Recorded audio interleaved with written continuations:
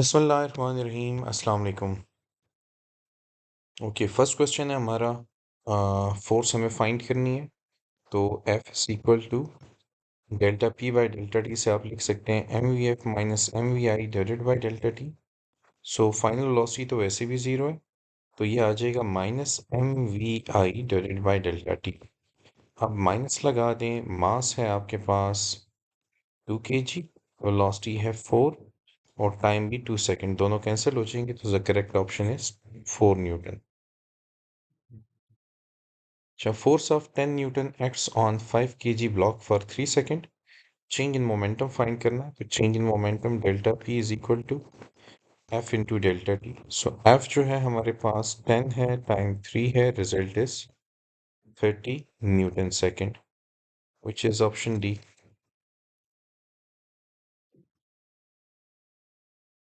अच्छा, rocket of mass 2 kg is accelerating upward with 5 meter per second square. What is the thrust exerted by the rocket engine? यानी force ही find करनी है। Option से भी पता चलता है कि न्यूटन है, तो इसलिए फोर्स फाइंड करनी है। तो इफ समवन स्टार्ट्स लाइक के F is equal to M A, तो वो करेंगे 5 × 2000 इज इक्वल टू 10,000 न्यूटन, और समझेंगे कि आंसर जो है वो डी ऑप्शन है, विच इज़ रॉन्ग। वो क्यों रॉन्ग है? क्योंकि हमें जो थ्रस्ट कैलकुलेट करना है, तो एक्चुअली रॉकेट एक्सेलरेट हो रहा है 5 मीटर पर सेकंड स्क्वायर से।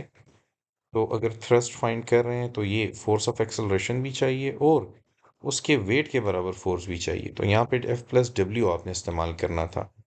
ट्रिकी था, आप लोगों को सिखाने के लिए भी ऐसा किया मैंने। ओके, सो यहाँ पे अगर आप M A plus M G put करें, और एम ए तो आपको पता है 10,000 है, प्लस एम जी करें तो इट इज़ 2000 इंटू 10, तो ये हो जाएगा 20,000 plus 10,000 which is 30,000 newton, which is option C. अच्छा, ball is thrown horizontally from a height of 20 meter with initial velocity of 10 meter per second. Find the time it takes for the ball to reach the ground. तो यहाँ पे देखें, यहाँ से projectile को drop किया गया है, तो टाइम टू रीच समिट या समिट से ग्राउंड तक रीच करने का टाइम तो एक ही है, तो आप फार्मूला लगा देंगे t is equal to square root 2h divided by g. It is 2 into 20 divided by g, ये दोनों जीरोस कट जाएंगे, you get square root 2 into square root 2 which is 2, option B. Projectile is launched at 45 angle, initial velocity 20 meter per second, height reached by the projectile. So h is equal to vi square sin square theta divided by g, which is equal to 20 multiply with 20, vi square लिखने का मेरा तरीका note करें, और sin 45 whole square divided by 10, it is actually 2g। तो 2 into 10 20, 20 और 20 cancel हो जाएंगे, और sin 45 जो है वो 1/√2 के बराबर, इट बिकम्स होल स्क्वायर, ये दोनों कैंसिल होंगे, तो 20/2 बचेगा, which is equal to 10। A stone is thrown from the top of a building with initial velocity of 15 meter per second at an angle of 60 degree above the horizontal. The horizontal range of the stone if the building is 20 meter high. ये आपको find करनी है। ये देखें, ये building की height आपको दे दी गई है, ठीक है। तो हाइट है 20 मीटर, और बिल्डिंग के टॉप से हॉरिजॉन्टल के साथ 60 डिग्री का एंगल बनाते हुए प्रोजेक्टाइल को लॉन्च किया गया। इधर 60 डिग्री का एंगल है, ठीक है। तो ये यूं आके गिरेगा ऐसे। हॉरिजॉन्टल रेंज आपको फाइंड करनी है अगर इनिशियल वेलोसिटी 15 मीटर पर सेकंड हो। तो देखिए, यहाँ पे जो रेंज का फार्मूला आप लगाएंगे, range is equal to distance covered along X axis, it is V I X into T S. ये वाला टाइम जो है आपके पास टी एस है, ठीक है। तो R X is equal to V I cos theta, और इसकी जगह square root 2h divided by G. R X is equal to V I 15 cos 60 लग जाएगा which is 1/2 multiply with 2h by g की वैल्यू 2 into 20 divided by 10 ये cancel हो जाएंगे यहाँ से तो 2 into 2 4 4 का स्क्वायर रूट 2 बचेगा तो 15 multiply with cos 60 which is 1/2 और यहाँ से 2 आया ये दोनों cancel result is 15 which is option A. Particle is projected with initial velocity of 25 meter per second at an angle of 30 degree above the horizontal. Find the velocity of the particle at highest point. अच्छा highest point पर यानी summit पर जो velocity है वो तो we I x के बराबर है which is V I cos theta so V I is 25 and cos 30 आप इस्तेमाल करेंगे तो इट इज़ 25 मल्टीप्लाई विद 0.866 यानी इसकी 86% वैल्यू तो इसकी 86% वैल्यू 30 तो हो नहीं सकती ठीक है कम ही होगी तो या तो वो 20 होगी या 10 होगी देखें इस क्वांटिटी की 86% वैल्यू आपने निकालनी है तो 40 कभी नहीं हो सकती 30 कभी नहीं हो सकती 10 भी नहीं हो सकती तो बेस्ट चॉइस है बी ऑप्शन डी ठीक है so it is actually see not D it is C which is the correct choice 5000 kg truck is traveling at 10 meter per second when it collides with 1000 kg car at rest so देखिए mass of the truck multiply velocity of the truck plus mass of the car multiply with velocity of the car which is zero जिसकी वजह से सारा factor zero हो जाएगा is equal to after collision two vehicles stick together तो मतलब दोनों के मासेस को ऐड कर दें और उनकी कंबाइंड वेलोसिटी v प्राइम है what is there final velocity वो v प्राइम ही आपको फाइंड करना है तो v प्राइम की वैल्यू आ जाएगी मास ऑफ द ट्रक ये वाली quantity velocity of the truck divided by ये वाली quantity mass of truck plus mass of car. The mass of truck is 5000, velocity is 10 divided by mass of truck which is 5000 or mass of vehicle which is 1000 तो ये total 6000 बनेगा ये दोनों cancel हो जाएंगे और 5 इंटू 10 50 50 डिवाइडेड बाय 6 से 8 point something आएगा 6 इंटू 8 इज 48 उधर देख लेते हैं यही हमारी बेस्ट चॉइस है 200 kg astronaut is floating in space when she throws a 5 kg tool at 20 meter per second. What is her final velocity?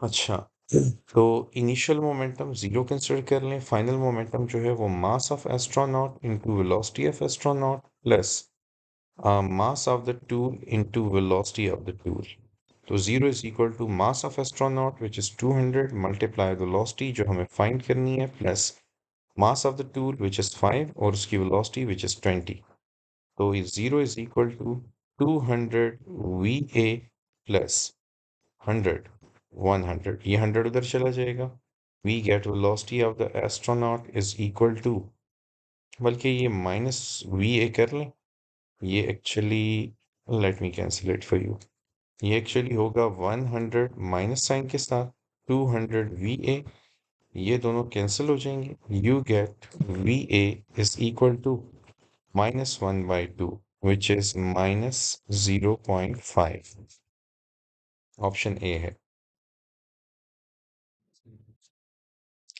2 kg object is moving with velocity of 4 meter per second.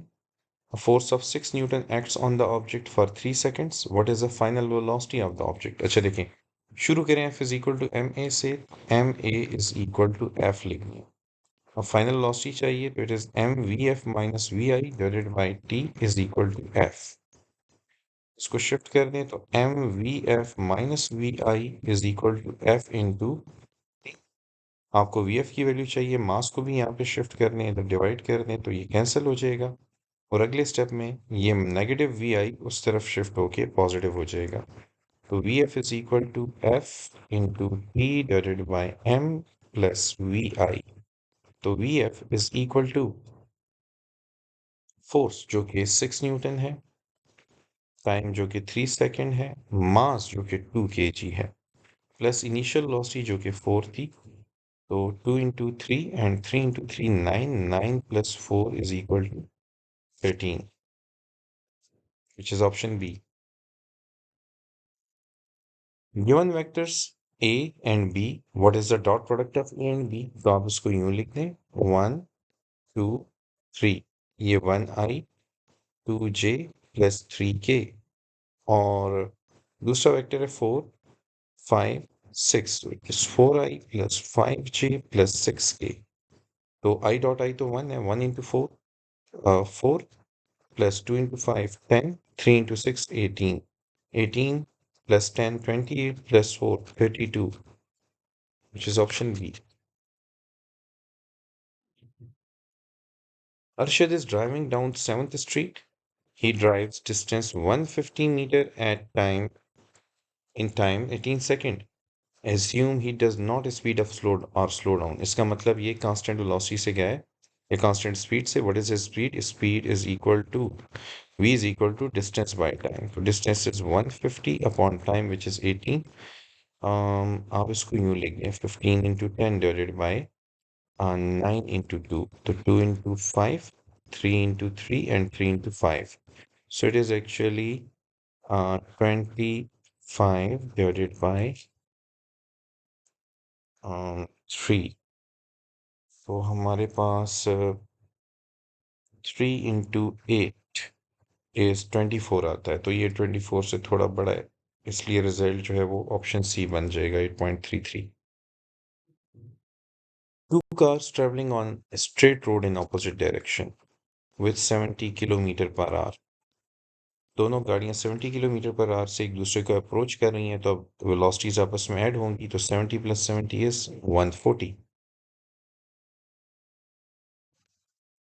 When a body moves with uniform velocity, then average velocity is 0. नहीं.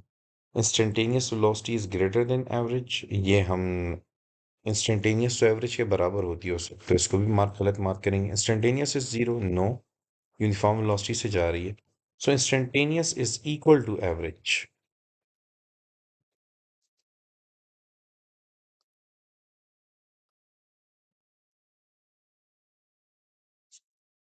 When two bodies move toward each other with distance between them decreasing at 6 metre per second.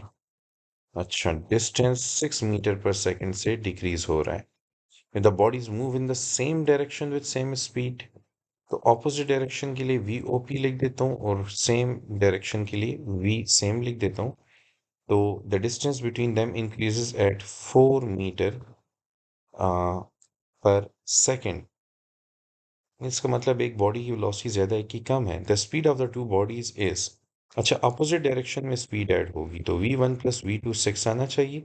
Same direction subtract होगी, तो v1 minus v2 जो है वो 4 आना चाहिए. पहला pair ही अगर आप चेक करें, तो 5 प्लस 1 से 6 आ रहा है, और 5 माइनस 1 से 4 आ रहा है. तो अब 3 प्लस 3 से 6 तो आता है सेकंड पेयर में, लेकिन 3 माइनस 3 से 0 आता है, तो ये भी गलत. 6 प्लस 1 से 7 आता है, ये भी गलत. 4 प्लस 2 से 6 तो आता है, लेकिन 4 माइनस 2 से 2 आता है, तो ये नहीं है, यही बेस्ट चॉइस है. Cyclist is travelling at 15 metre per second, यानी कि इनिशियल वेलोसिटी है. She applies brake so that she doesn't collide with the wall in front of her at a distance of 18 metre. 18 metre के फासले पे ये रुक जाएगी, तो फाइनल वेलोसिटी 0 हो जाएगी. Calculate the magnitude of deceleration. कितनी डीसेलरेशन पैदा हुई, तो देखें टाइम गिवन नहीं है, इसलिए फॉर्मूला लगेगा a is equal to V F square minus V I square divided by 2s. तो we F square which means final velocity 15 into 15 minus, no it is final velocity which is 0, क्योंकि ये रुक गई थी, तो ये 0, ये सारा 0 square minus 15 into 15 initial velocity divided by 2 into 18. So you get a is equal to minus. अब ये भी 3 के टेबल में आता है, तो 3 into 6 और 3 into 5 ये भी आता है, तो 3 into 2 3 into 5, 5 into 5 25, 25 divided by 2 into 2. तो 25 को 2 पे डिवाइड करें एक दफ़ा, तो 12.5 आएगा, दूसरी दफ़ा तो 6.25 आएगा. So it's 6.3, option A. Vertical velocity of the ball throne upward decreases linearly with time. Her second में 9.8 मीटर पर सेकंड का चेंज आता है, तो लीनियरली कम हो रही है। मतलब ये कि हर सेकंड में उतना ही डिक्रीज आ रहा है जितना पहले सेकंड में आया था, तो इसलिए हम डिक्रीज लीनियरली लिखेंगे। ओके, नेक्स्ट है हमारे the distance travelled by a moving car with velocity 15 meter per second in 2 second decelerates at 2 meter per second square is equal to। ये बड़े मजे का क्वेश्चन है। इसमें आपसे डिस्टेंस मांगा है, क्योंकि टाइम गिवन है तो मैं फर्स्ट तो लगा नहीं सकता, उसमें डिस्टेंस है नहीं, थर्ड नहीं लगा सकता, उसमें टाइम नहीं है, तो सेकंड ही लगाऊंगा। V I T plus half A T square. अब इसमें जब आप सोल्यूशन करेंगे तो वी आई जो है it is 15 time which is 2 second plus half a which is 2 metre per second square और टाइम विच इज 2 का स्क्वायर। ये दोनों तो कैंसिल हो जाएंगे। 15 इंटू 2 30 प्लस 2 का स्क्वायर 4। तो आप बड़े खुश होंगे कि आपने 34 मीटर आंसर निकाला है, लेकिन ये गलत होगा।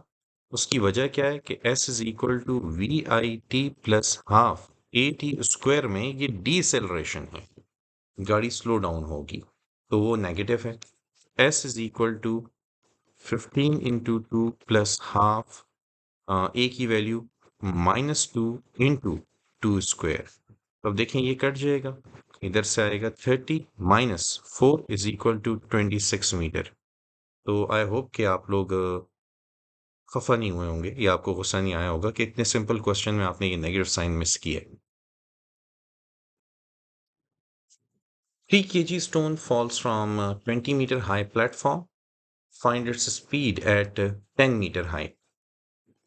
तो देखें, third equation of motion V F square minus V I square is equal to 2as। अब क्योंकि ये 20 मीटर की हाइट से ड्रॉप किया गया है तो इनिशियल वेलोसिटी तो जीरो थी, तो we F square minus zero is equal to 2।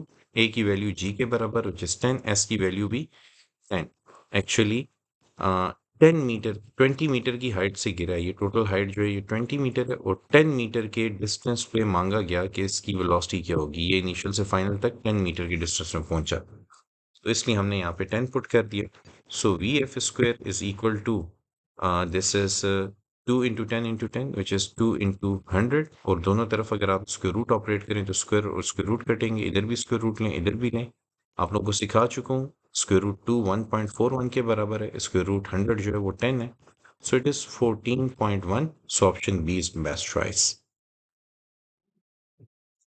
Which of the following is incorrect? Reaction force on a body is always balanced by action. नहीं, एक्शन रिएक्शन डिफरेंट बॉडीज पर act करते हैं, तो ये कभी एक दूसरे को बैलेंस नहीं कर सकते, सो यही इनकरेक्ट स्टेटमेंट है, option A. Cricketer hits 4 runs when middle of the bat hits the ball. This is an example of, ये एक्शन रिएक्शन है, न्यूटन थर्ड लॉ। अच्छा, if vector A and B are two non zero vectors and A cross B is zero, then angle between the vectors is. देखें, A cross B जो है ये आपके पास बराबर होता है A B sine theta into unit vector N के। अब क्योंकि कहा जा रहा है कि A cross B null vector है, तो इसका मतलब कि इनके दरमियान एंगल अगर पाई बाय 4 होता तो 45 होता, साइन 45 तो जीरो नहीं है। पाई बाय 2 साइन 90 है, साइन 90 इज 1। पाई अगर हम यहाँ पे पुट कर दें तो साइन पाई का मतलब है साइन 180, तो A B into sine 180, sine 180 is 0, so the result is null vector। Magnitude of cross product is equal to square root 3 times its dot product।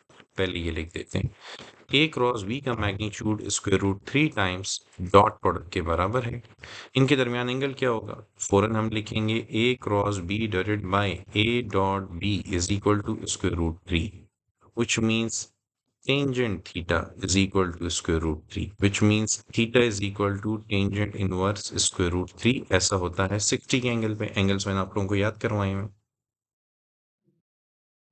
A vector of magnitude f is oriented at 120 degree. अच्छा, ये तो कर लेते हैं जो इसने कहा है, ठीक है। फर्ज कीजिए यहाँ पर 120 डिग्री पर एक वेक्टर एफ हमने ओरिएंट किया हुआ है. At what angle another vector of magnitude f should be oriented so that their vector sum is 0. अच्छा, वेक्टर सम 0 लाने के लिए the other vector must be equal in magnitude but opposite in direction. ये angle 120 है, ये angle 180 है, ताकि इन दोनों का रिजल्टेंट 0 हो जाए. तो अब ये टोटल एंगल यहाँ से यहाँ तक 120 और 180 300 हो जाएगा. Angle made by vector 1.73i plus जे.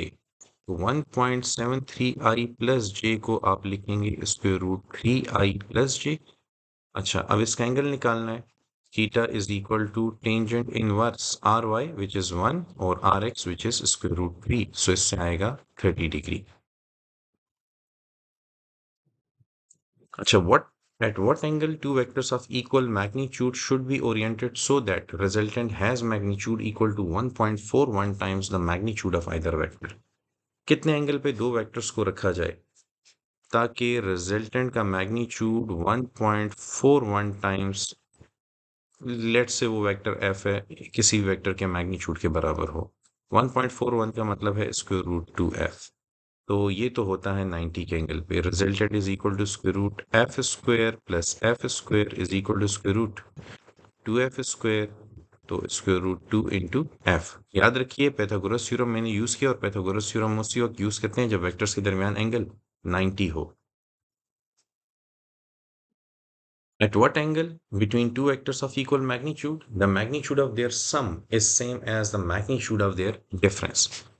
अच्छा, तो दो इक्वल वेक्टर्स जिनका मैग्नीट्यूड भी बराबर हो उनके दरमियान कितना एंगल होना चाहिए ताकि a प्लस बी का मैग्नीट्यूड बराबर हो जाए a माइनस बी के.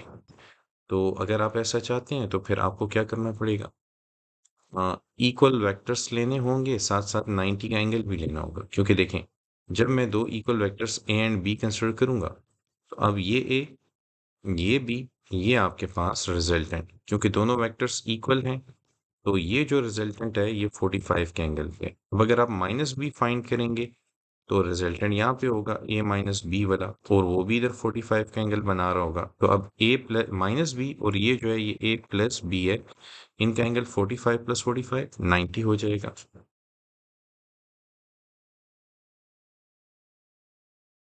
तो सम का और डिफरेंस का मैग्नीट्यूड दोनों सेम है जब इक्वल वेक्टर्स को 90 के एंगल पे रखें.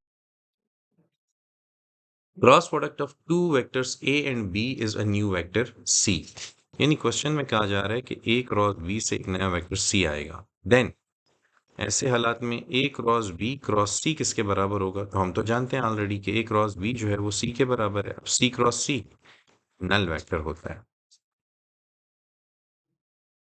What is the angle between this and this. ये बड़े मजे का क्वेश्चन था, जब बना रहा था तब भी मुझे बहुत अच्छा लगा. अच्छा, इसको आप लिख सकते हैं स्क्वायर रूट 3i प्लस जे, और दूसरे को आप लिख सकते हैं आई प्लस स्क्वायर रूट 3j. ठीक है. अब इन दोनों वेक्टर्स के दरमियान एंगल बताना है. देखें, इसका एंगल तो होगा theta is equal to tangent inverse 1 by square root 3 which is equal to 30 degree, और इसका एंगल होगा theta is equal to tangent inverse square root 3 by 1 which is 60 degree. अब एक रिजल्टेंट का एंगल 30 है, दूसरे का 60 है. एक ये हो गया 30 पर, दूसरा ये हो गया 60 पर. अब इन दोनों के दरमियान जो एंगल है दैट इज 60 माइनस 30. इन दोनों को सब्ट्रैक्ट कर लें तो इट इज 30 डिग्री. क्योंकि angle between two vectors is always a smaller angle between their tail, तो 30. What is the angle between two vectors of magnitude 1 and 2 if their dot product is 1? अच्छा, देखें, cos theta is equal to a dot b divided by a and b. तो a dot b ये dot product 1 के बराबर है, और a का magnitude 1 है, b का मैग्नीट्यूड 2 है, रिजल्ट इज 1/2, तो theta is equal to 60 degree. What is the area of plane defined by cross product of radius of the circle and angular velocity? ये r क्रॉस ओमेगा का पूछ रहे हैं. तो अगर आप यूनिट लिख दें, r का यूनिट मीटर मल्टीप्लाई इसका यूनिट रेडियन पर सेकेंड, तो इससे क्या आ जाएगा मीटर पर सेकेंड, और मीटर पर सेकेंड तो लीनियर वेलोसिटी का ही यूनिट है. तो अगर आपको क्रॉस प्रोडक्ट ना भी पता हो तो ये ट्रिक यूज कीजिएगा. If two vectors are perpendicular to each other, then which of the following is always true? अगर दो वेक्टर परपेंडिकुलर हैं तो उनका सम उनके डॉट के बराबर है? नहीं, ऐसा ज़रूरी नहीं है कि सम डॉट के बराबर हो। सम क्रॉस के बराबर होगा। यहाँ पे तो देखिए मैग्नीट्यूड है और यहाँ पे ए क्रॉस बी से एक वेक्टर आएगा, ये भी पॉसिबल नहीं है। यहाँ पे भी मैग्नीट्यूड है, लेकिन डिफरेंस ए डॉट बी के बराबर हो ये भी ज़रूरी नहीं है, क्योंकि वो कह रहे हैं ऐसी बात हमेशा सच हो। तो नन ऑफ दीज, इनमें से कोई भी हमेशा सच नहीं होगा। Ratio of potential energy to kinetic energy of a projectile, तो PE डिवाइडेड बाय KE, तो ये आप सॉल्व भी कर सकते हैं, like mgh divided by half vi square. हाँ, तो अगर आप इसका सोल्यूशन शुरू कर दें काइनेटिक एनर्जी के लिए, अच्छा ये हम समिट पे लेंगे काइनेटिक एनर्जी, क्योंकि पोटेंशियल एनर्जी हमारे पास समिट पर ही होती है। उसके बाद डिफरेंट पॉइंट्स पर डिफरेंट होगी, लेकिन पॉइंट ऑफ प्रोजेक्शन के बारे में ये सवाल नहीं पूछा जा सकता।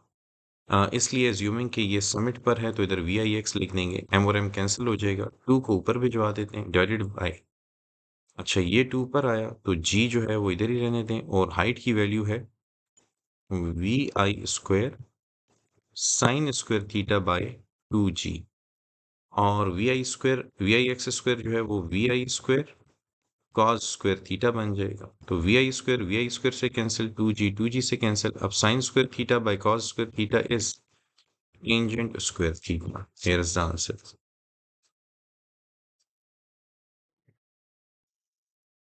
At what angle range of projectile is half of its maximum value? तो ये पूछ रहा है कि R बाय आर मैक्स कौन से एंगल पर 1/2 के बराबर होगा, यानी कि ये quantity R is equal to R max by 2 कौन से एंगल पर होगी। So we start with range is equal to maximum range into sine 2 theta. अब थीटा की क्या वैल्यू यहाँ पे पुट की जाए कि साइन 2 थीटा का रिजल्ट 1/2 आ जाए। तो आई थिंक हमें 15 पुट करनी चाहिए, क्योंकि साइन 2 × 15 बन जाएगा 30, साइन 30 1/2 के बराबर है। आर मैक्स साइन 30 और आर मैक्स साइन 30 इज 1/2, तो it is 15। What is the shape of the graph between distance and speed? यानी S और V का रिलेशनशिप चाहिए for a body starting from rest जिसकी इनिशियल वेलोसिटी 0 हो, moving with a constant acceleration. अच्छा time नहीं दिया हुआ, इसका मतलब third equation of motion, S is equal to VF square minus VI square divided by 2a। तो S is equal to VF square को सिंपली V स्क्वायर कर दें, इनिशियल वेलोसिटी 0 थी, डिवाइडेड बाई 2a। तो अब S is equal to V square by 2a। इससे पता चलता है 2a तो वैसे भी कांस्टेंट है, S is proportional to V square, तो अगर S V स्क्वायर के प्रोपोर्शनल है तो इट इज पैराबोलिक शेप। तमाम स्क्वायर वाले रिलेशनशिप है उनमें पैराबोलिक शेप आती है, स्क्वायर रूट में भी। if force applied for stopping an object moving with velocity v is f, v velocity के साथ जा रहा हो तो फोर्स f लगानी पड़ती है रोकने के लिए। Force required to stop an object moving with 2v, यानी डबल वेलोसिटी पर कितनी फोर्स लगानी पड़ेगी। देखें अगर ऑब्जेक्ट वेलोसिटी v से जा रहा है तो रुक जाएगा फोर्स f पे, लेकिन 2v पे जा रहा है तो फिर कितनी फोर्स लगानी पड़ेगी। सो फॉर दैट ऐसा करें कि आप फोर्स वेलोसिटी का रिलेशन निकालें, क्योंकि आखिर में तो ऑब्जेक्ट रुक जाएगा तो उसकी फाइनल वेलोसिटी 0 होगी। तो again we start with F is equal to ma which is equal to m vf minus vi divided by t। So F is equal to m/t को तो अलग कर दें, इनिशियल वेलोसिटी वैसे भी आपके पास सॉरी फाइनल वेलोसिटी वैसे भी 0 होनी है, तो 0 minus vi this is equal to minus mvi divided by t। तो अब देखें यहाँ से क्या पता चल रहा है कि अगर मैं इस कांस्टेंट को हटा दूं m/t को, तो इसका मतलब होगा कि फोर्स डायरेक्टली प्रोपोर्शनल है वेलोसिटी के, यानी इनिशियल वेलोसिटी के। तो अगर इनिशियल वेलोसिटी डबल हो गई तो इसका मतलब कि फिर फोर्स भी डबल हो जाएगी। Thank you guys, I hope you enjoyed the test. Test से लर्निंग बहुत इंपॉर्टेंट है कि आप सीख सकें, आपको अपनी स्किल्स का पता चले और इक्वेशंस की एग्जीक्यूशन। मेरे इस फिजिक्स के टेस्ट को बार बार कीजिएगा और इससे इंशाल्लाह आप लोगों को बहुत फ़ायदा होगा, आपकी स्किल बहुत डेवलप होंगी। Thank you very much and wish you best of luck for the next test.